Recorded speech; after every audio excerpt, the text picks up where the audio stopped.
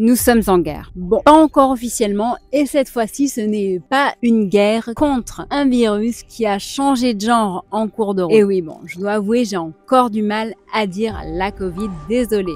Mais bref, les médias nous bombardent d'informations à propos d'une guerre à nos frontières. Alors, concrètement, qu'est-ce que ça signifie pour toi, pour ton épargne et pour ta liberté? Voyons ensemble pourquoi ce sujet mérite d'être abordé sous un autre angle.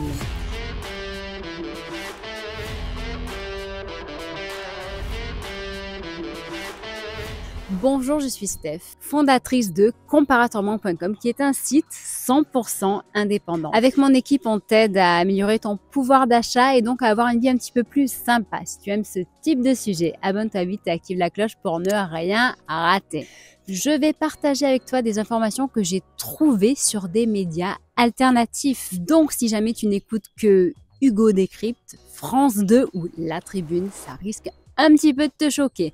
Mais bon, on est là pour débattre en toute liberté, tant que cela est encore possible. Une guerre est-elle aux portes de la France? Vraiment? Eh bien, les médias nous assènent d'informations en boucle sur la montée des tensions avec la Russie, sur l'implication de l'Europe et le soutien de l'Ukraine.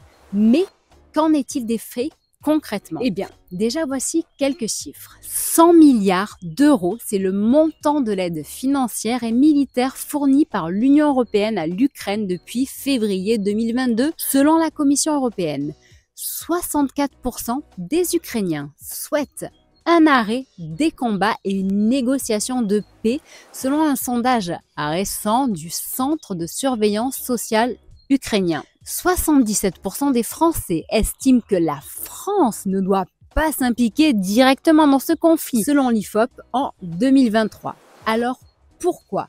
Oui, pourquoi cet emballement politique et médiatique? Nous sommes face à une classe politique qui est pourtant quasi unanime. Si on en croit France Info, rares sont ceux qui osent s'opposer à l'engagement croissant de la France. Macron, Hollande, Marine Tondelier, Valérie Hayer de Renaissance, Marine Le Pen du RN, Othman Nasrou des Républicains, tous semblent convaincus de la nécessité de poursuivre le soutien militaire à l'Ukraine. Pendant ce temps, les voix de la discorde sont rares et muselées. Philippot, Asselineau, Dupont-Aignan, voire même un petit peu Zemmour qui prend quelques distances sur le sujet. Ce projet de guerre est présenté comme une lutte pour libérer un pays d'une agression. Pourtant, l'Ukraine n'est pas notre pays. Il n'appartient pas à l'Europe et Zelensky, leur président, n'est même pas élu démocratiquement. Et cette tension entre la Russie et l'Ukraine, elle va bien au-delà de ce que l'on peut nous faire. Elle date d'il y a très longtemps. Rappelons-nous aussi que la majorité des guerres sont déclenchées à des fins commerciales. Et si la vraie question était, mais à qui profite vraiment cette guerre? On nous présente le camp de ceux qui veulent la guerre justement pour celui des gentils. Les pays de l'Union européenne sont appelés à faire bloc par Ursula, aux côtés de la France pour l'Ukraine. Macron est présenté comme le sauveur qui a négocié avec Trump des garanties de sécurité en cas de cessez-le-feu avec la Russie. Raphaël Glucksmann appelle l'Union européenne à défendre seule, donc sans les États-Unis, l'Ukraine. L'économie de guerre serait-elle une opportunité déguisée? Si l'on écoute Macron, nous devons nous préparer à une économie de guerre. Ce qui, en langage clair, signifie augmenter les dépenses militaires, faire pression sur l'épargne des citoyens, la création de nouvelles lois d'exception, la hausse d'impôts pour financer ce conflit. D'ailleurs, France Info a posé la question de manière quasi rhétorique.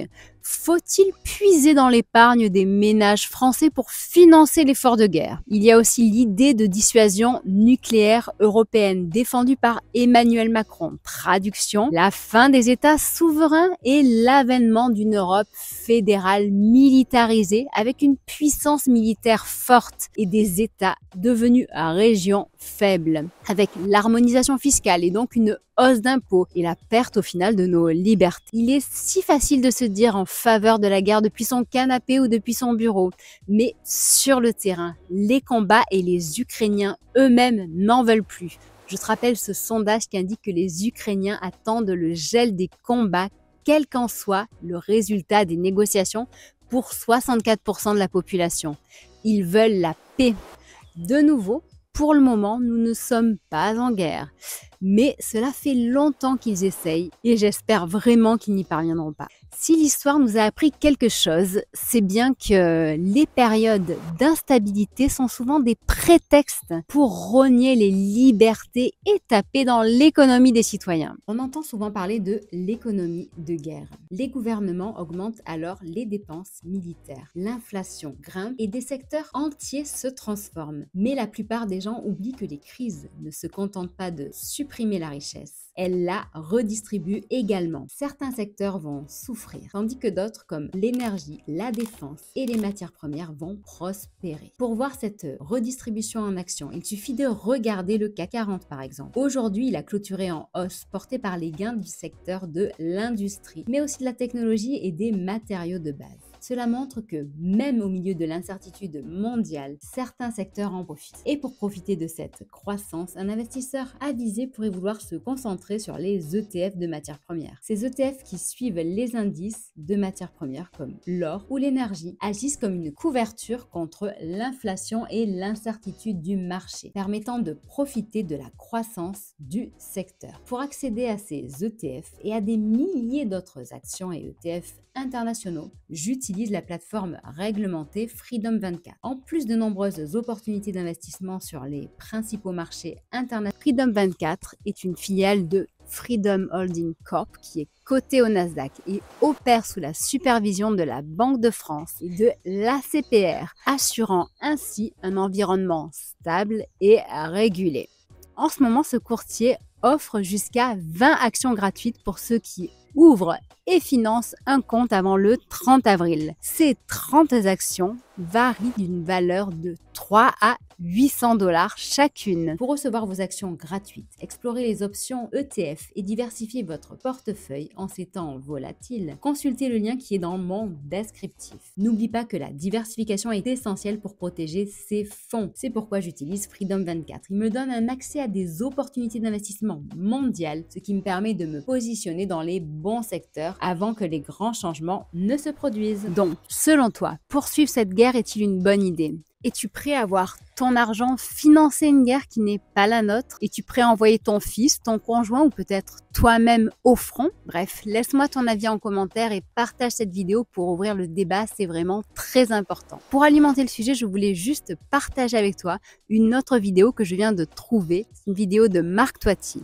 Elle explique que cela serait suicidaire pour la France et même la zone euro de rentrer en guerre sans les États-Unis. Un cercle vicieux s'installerait avec, par exemple, la hausse des taux d'intérêt, avec la hausse des déficits et des impôts, et avec une baisse de la consommation, une baisse des investissements, la récession, le chômage et une aggravation de la récession. Bref, un tableau qui est très sombre et que l'on va éviter, je l'espère. Laisse-moi ton avis en commentaire et surtout partage cette vidéo pour que le débat s'ouvre. Si tu veux, tu peux aussi partager avec nous tes idées pour protéger justement ta liberté et ton épargne. Ce sera avec plaisir qu'on écoutera tout ça. Pense bien que cette vidéo n'est pas un conseil en investissement et fais tes propres recherches avant d'agir. Si tu veux investir en bourse, sache que les investissements en titres et autres instruments financiers comportent toujours un risque de perte en capital. Les prévisions et les performances passées ne sont pas des indicateurs fiables des performances futures. Abonne-toi et utilise mon lien Freedom 24 et surtout, garde l'esprit ouvert et ton argent en sécurité. Je te dis à très bientôt, que ce soit sur le site comparaton.com, Facebook, Twitter, Instagram, TikTok, LinkedIn et même Discord où tu pourras télécharger tes e-books gratuits pour apprendre à mieux gérer ton budget, ton épargne et ton temps aussi. À très bientôt. Au revoir.